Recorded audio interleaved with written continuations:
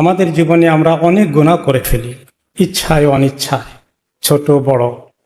প্রতিদিন প্রতি রাতের গুনার রেকর্ড দেখতে দেখতে যদি পেতাম আমরা কিভাবে ফেরেশতারা লিখে রেখেছেন, তাহলে আমরা হয়তো ঘুমাতে পারতাম না দুশ্চিন্তার কারণে। কিন্তু আল্লাহ তাআলা আমাদেরকে যিনি পরীক্ষা করার জন্য সৃষ্টি করেছেন, আমাদের অন্তরের মধ্যে ভালো কাজের উদ্দীপনা যেমন আসে, তেমনি মন্দ কাজের প্রতি আমাদের আকর্ষণ, গুনার দিকে আমাদের ঝোঁক এটাও আছে। অনেক দুর্বলতা আমাদের ভিতরে আছে। তো আল্লাহ তাআলা তার দুর্বল বান্দাদেরকে ক্ষমা করার জন্য অপেক্ষা করেন। কখন তারা আল্লাহর কাছে তওবা করবে, যখনই গুনাহ করলে তখনই যদি তওবা করে ফেলে, আল্লাহ তাআলা তাদেরকে অনেক সুসংবাদ দিয়েছেন কোরআনে পাকে। সেগুলো আমরা একটু দেখব আজকে। তার আগে একটি হাদিস দিয়ে শুরু করি। রাসূলুল্লাহ সাল্লাল্লাহু আলাইহি ওয়াসাল্লাম, আল্লাহ তাআলা তার কাছে তওবা করলে এই আমলটাকে সবচেয়ে বেশি পছন্দ করেন। রোজা, হজ, নামাজ সব কিছুর তুলনায় দেখা গেল যে সবগুলোই আল্লাহ তাআলা পছন্দ করেন, কিন্তু সবচেয়ে বেশি যেটাকে আল্লাহ তাআলা পছন্দ করেন সেটা হচ্ছে গুনাহ থেকে তওবা করা। তো সেই বিষয়ে এক্সাম্পল দিতে গিয়ে একটি হাদিসে নবী করিম সাল্লাল্লাহু আলাইহি ওয়াসাল্লাম বললেন যে আল্লাহ তাআলা তাঁর বান্দার প্রতি কি পরিমাণ খুশি হন যখন সে তওবা করে, সেটার এক্সাম্পল উদাহরণ দিতে গিয়ে তিনি বললেন যে এমন যদি হয় যে তোমাদের কেউ তার একটা উট নিয়ে মরুভূমির দুর্গম প্রান্তর পাড়ি দিচ্ছে এবং এই উটের মধ্যেই তার রয়েছে তার পানীয় এবং খাবার। ক্লান্ত অবস্থায় যখন সে একটু বিশ্রাম নিচ্ছিল, হঠাৎ করেই হয়তো ঘুমো চলে এসেছিল, হঠাৎ করে উঠে দেখে যে তার উটটা নাই। উট না থাকা অর্থ হচ্ছে তার যা পোটলা ছিল, পানি, খাবার যা কিছু ছিল সব নিয়েই তো উট ভেগে চলে গেছে। এখন এই বেচারা, মরুভূমি তো 2-1 মাইলের ব্যাপার না, কোনো কোনো মরুভূমি 100 মাইলও আছে, 20-50 মাইলও যদি হয়ে যায়। গরমের মধ্যে পিপাসা লাগলে পানি তো কোথাও পাওয়া যাবে না, তার তো মরণ ছাড়া কোনো গতি নেই। সে এত দুশ্চিন্তাগ্রস্ত হয়ে গেল। তারপরে আল্লাহর কাছে দোয়া করতে করতে সে একটা গাছের, ছোটখাটো গাছ পেল, তার নিচে একটা ছায়ার মধ্যে সে একটু রেস্ট নিল। ক্লান্ত হয়ে খুঁজছে উটের টিকিটাও খুঁজে পাওয়া যাচ্ছে না। হতাশ হয়ে আল্লাহর কাছে দোয়া করে সে শুয়ে গেল এই গাছের নিচে। তার একটু ঘুম এসে গিয়েছে। ঘুম আর কিছুক্ষণ পরে খসখস আওয়াজ পাওয়া গেল। তখন সে উঠে দেখে যে তার উটটা পানি, খাবার নিয়ে হাজির। এই লোকটা এত খুশি হয়ে গেল, খুশির কারণে আল্লাহ তাআলা শুকর আদায় করতে গিয়ে তার জিহ্বার মধ্যে বিরাট একটা অন্যায়, গলত কথা চলে আসলো। কি বললো? আল্লাহ শুকরিয়া আদায় করতে গিয়ে কথা উল্টে ফেললো যে আল্লাহ, আপনি আমার কৃতদাস, আমি আপনার প্রভু। কি কাজ করলেন আমার জন্য? আজকে কথা বলা দরকার ছিল আল্লাহ আপনি আমার প্রভু, আমি আপনার দাস। উল্টাই ফেলেছে। কখন মানুষ এরকম কথা খেই হারিয়ে যায় অতি খুশির কারণে, তখন এত খুশি হয়, খুশি করতে গিয়ে জবান দিয়ে উল্টাপাল্টা কথা চলে আসে অনিচ্ছায়। তার এত খুশি হয়েছে, তার সেন্স কাজ করছে না যে আল্লাহ কি দয়া করেছেন, কি করুণা করেছেন। আজকে তার নির্ঘাত উপাসায়, পিপাসায়, ক্ষুধায় তার মরে যাওয়ার কথা ছিল, আল্লাহ তাআলা উল্টা ফেরত এনেছেন। এই যে খুশি হয়ে সে ভুল করে ফেললো, এই লোকটা যত খুশি হয়েছে, আমরা তওবা করলে আল্লাহ তাআলা তার চেয়ে বেশি খুশি হয়ে যান, তার চেয়ে বেশি খুশি হয়ে যান। আল্লাহ তাআলা তিনি আমাদেরকে পরীক্ষা করেন, তিনি আমাদের ভিতরে অনেক রকমের গুনার চাহিদাও দিয়েছেন, আবার আল্লাহর ভয় হওয়ার মতো তিনি সেই অ্যাবিলিটিও দিয়েছেন, তৌফিকও দিয়েছেন। আমরা যদি ভুল করে ফেলি, যত তাড়াতাড়ি আমরা আল্লাহর কাছে তওবা করব, হতাশ না হয়ে তিনি আমাদেরকে সুসংবাদ দিচ্ছেন কোরআনের অনেক আয়াত। সূরা হিজরের 49-50 নম্বর আয়াতে আল্লাহ তাআলা বলেন, আমার বান্দাদেরকে খবর দেন যে আমি অত্যন্ত ক্ষমাশীল ও অনেক দয়ালু। এটা যেমন ঠিক, তারা যেন আবার মনে রাখে যে আমার আযাবও অনেক কঠিন আযাব। এই দুটো যেন তারা মনে রাখে। এরপরে যারা তওবা করেন, গুনাহ করে তারা আল্লাহর কাছে অনুতপ্ত হন, তাদের ব্যাপারে আল্লাহ তাআলা আরেকটি আয়াতে বলেছেন যে যারা অনৈতিক কাজ করে, ফাহেসা কাজ করে, অথবা গুনাহ করতে করতে নিজের উপরে জুলুম করে ফেলে, তারপরে কিছুক্ষণ পরে তাদের মনে হয় সর্বনাশ করে ফেলেছে, আল্লাহর কথা মনে পড়ে, আল্লাহর ভয় চলে আসে, তখন তারা সঙ্গে সঙ্গে কি করে, আল্লাহ তাআলার কাছে গুনাহ মাপ চেয়ে বসে, ইস্তিগফার করতে থাকে, তওবা করে, কান্নাকাটি করে।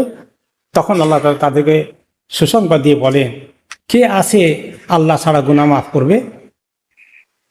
আল্লাহ নিজেই বলেন, কে আছে আল্লাহ ছাড়া গুনাহ মাফ করবে? এই আয়াতের দিকে তারা নজর নিয়ে আল্লাহর কাছে খুব আশা করে, তারা ভয় আশা দুটো রেখেই তারা আল্লাহর কাছে দোয়া করতে থাকে, গুনাহ মাফ চাইতে থাকে। আর আল্লাহ তাআলা তারা যা কিছু অন্যায় করেছিল, যে গুনাহ করছিল, সেটার মধ্যে আবার লিপ্ত হয়ে যায় না, সেটা থেকে ছেড়ে দেয়, দূরে চলে আসে, এবং এই কাজে তারা জেনে শুনে আবার লিপ্ত হয় না। এইভাবেই তওবা করে, ছেড়ে দেওয়ার মতো ছেড়ে দেয়। তাদের জন্য আল্লাহ তাআলা পুরস্কার রেখেছেন তার রবের কাছ থেকে বিশাল ক্ষমা এবং জান্নাত, যার নিচ দিয়ে অনেক নহরগুলো প্রবাহিত হচ্ছে, সেখানে তারা চিরদিন থাকবে। এটি কত উত্তম পুরস্কার আমলকারীদের জন্য। এই আয়াতে আমল বলতে তওবার দিকে ইঙ্গিত করা হয়েছে। তওবাটা একটি বড় একটা ইবাদত, একটি বড় আমল। আল্লাহ তাআলা আরো সুসংবাদ দিচ্ছেন আমাদেরকে। আমরা তো অনেক গুনাহ করি, রাত দিন করি আমরা গুনাহ, ছোট বড় সব কিছু, যে আল্লাহ তাআলা নিজের জন্য ফরজ করে দিয়েছেন যে রহমত দিয়ে তিনি বান্দাদেরকে দেখবেন, বান্দাদেরকে উপরে রহমত নাজিল করা, রহমতের দৃষ্টিতে দেখাকে তিনি নিজের জন্য ফরজ করেছেন। আর সে কারণে তিনি বলে দিচ্ছেন, তোমাদের মধ্যে যখন এই মূর্খতা বিশিষ্ট মূর্খতার কারণে কেউ কোনো অন্যায় কাজ, খারাপ কাজ, গুনাহ কাজ করে ফেলো, অথবা সে যদি তখনই গুনাহ কাজ করে তওবা করে ফেলে অতঃপর, এবং সে নিজেকে তওবা করে সংশোধন করে, ইসলাহ করে ফেলে, ভালো কাজের দিকে আসে, তাহলে নিশ্চয়ই আল্লাহ তার জন্য ক্ষমাশীল এবং অনেক দয়ালু। আল্লাহ তাআলা এই তওবাটাকে খুব দেরি করে মৌত পর্যন্ত অপেক্ষা করতে নিষেধ করেছেন। যখনই গুনাহ করলাম, যখনই মনে পড়ে, তখনই তওবা করো। যত তাড়াতাড়ি করতে পারো তত তওবাটা বেশি কবুল হবে। কিন্তু আমরা দেখি আমাদের দেশে কেউ যখন মরে যাওয়ার উপক্রম হয়ে যায়, তখন জলদি করে ইমাম সাহেব ডেকে নিয়ে আসা হয়, কিন্তু তওবা পড়াই দেখে। এই আনুষ্ঠানিকতা নয়, বরঞ্চ মনের গভীর থেকে তিনি, আমি, আপনি, তিনি সবাই যত তাড়াতাড়ি যে সমস্ত গুনাহগুলোর কথা মনে পড়ে আর যত তাড়াতাড়ি আমরা তওবা করতে পারি, সেটাই আল্লাহর কাছে অধিকতর গ্রহণযোগ্য। আল্লাহ তাআলা সেই বিষয়ে বলেছেন যে তওবা হচ্ছে ওই লোকদের জন্য, তওবা আল্লাহ কবুল করবেন যারা না জেনে মূর্খতার কারণে যে কোনো জাহেলিয়া তার উপর চেপে বসেছিল, এই কারণে তারা গুনাহ করে ফেলেছে, অথবা তারা দেরি না করে সঙ্গে সঙ্গেই তওবা করে ফেলে, খুব তাড়াতাড়ি তওবা করে, এদের তওবাকে আল্লাহ কবুল করে ফেলবেন। আর আল্লাহ তাআলা অবশ্যই জানেন কে অন্তর থেকে খাস ভাবে দিয়ে আল্লাহর কাছে অত্যন্ত একনিষ্ঠভাবে তওবা করেছে, আর কাকে মাফ করা দরকার, এটা আল্লাহ ভালো করে জানার জ্ঞান আছে। তওবা ওই লোকদেরটা কবুল হবে না যারা গুনাহ করতেই থাকে, আর যখন মৌত চলে আসে তখন বলে আমি এখন তওবা করতে রেডি আছি। আর তাহলে এই লোকগুলো তওবা আল্লাহ কবুল করেন না। তেমনি যারা কাফের অবস্থায় মৃত্যুবরণ করে, আর ওই সময় মালাকুল মউতকে দেখলে ঈমান আনতে চায়, তাদের তওবাও আল্লাহ, তাদের ঈমানও আল্লাহ তখন কবুল করবেন না। এদের জন্য আল্লাহ কঠিন শাস্তি রেখে দিয়েছেন, তৈরি করে রেখেছেন।